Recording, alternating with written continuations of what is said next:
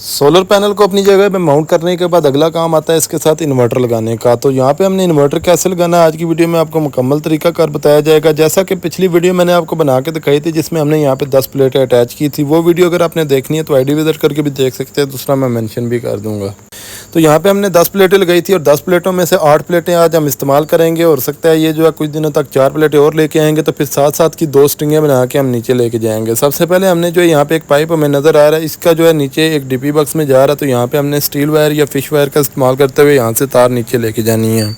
अब यहाँ से आगे जाने से पहले मैं आपको एक चीज़ बता दूं कि सोलर इन्वर्टर की सबसे बेहतरीन जगह वो है जहाँ पे हमारा मेन डिस्ट्रीब्यूशन बॉक्स लगा हुआ है। तो यहाँ पे अभी ये जो पहला 3rd फ्लोर है, 3rd फ्लोर के बाद 2nd फ्लोर आएगा और उसके बाद जो है 1st फ्लोर आएगा।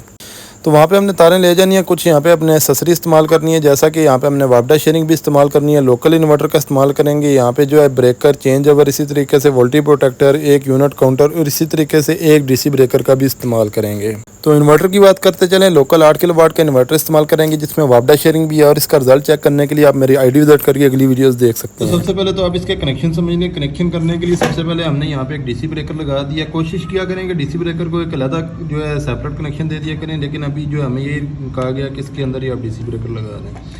तो यहाँ पे 2 तारें इनपुट डीसी की आ जाएंगी, इससे 2 आउटपुट जो है हमारे इन्वर्टर में चली जाएंगी, जो कि लोकल इन्वर्टर हम इस्तेमाल कर रहे हैं। यहाँ पे नीचे हमारी 2 वापडा की तारें आ जाएंगी और इसके साथ अटैच हो जाएंगी, जो कि ये तारें सीधी हमारी चेंज ओवर के ऊपर वाले पॉइंट में भी जा रही है। यानी कि अगर इसको हम ऊपर करेंगे तो वापडा पे होगा, नीचे करेंगे तो सोलर पे होगा।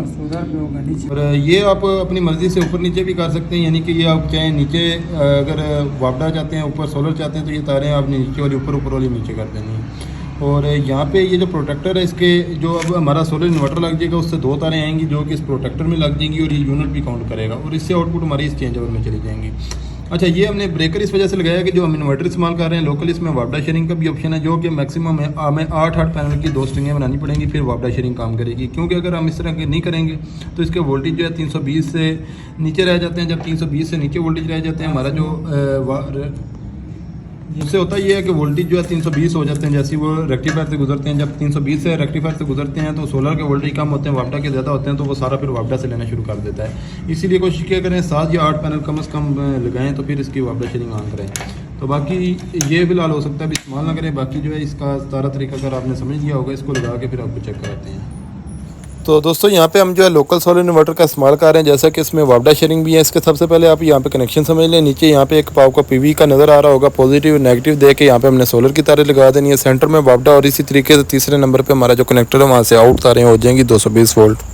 अब जैसा कि मैंने आपको पहले बताया था कि कम से कम 8 प्लेटें अगर सीरीज़ में लगाएंगे या 7 प्लेटें लगाएंगे तो फिर इसकी वापडा शेयरिंग काम करेगी। उसकी वजह यह है कि जब वोल्टेज जो है रेक्टिफायर से गुजरते हैं तो वो 320 हो जाते हैं, और जब 6 प्लेटों के हम वोल्टेज चेक करते हैं तो वो 320 से नीचे होते हैं, तो वो फिर सारी जो वापडा से लेनी शुरू कर देता है और हमारे वापडा के जो वोल्टेज होते हैं वो 320 से ऊपर होते हैं। अगर हमने जो वापडा शेयरिंग करवाने हैं तो हमें सोलर के वोल्टेज जो है कम से कम 320 से ऊपर चाहिए, यानी कि हो सके तो 7 या 8 पैनल की सेटिंग बनाएं, तो फिर हमारा जो है वापडा शेयरिंग सही काम करेगी।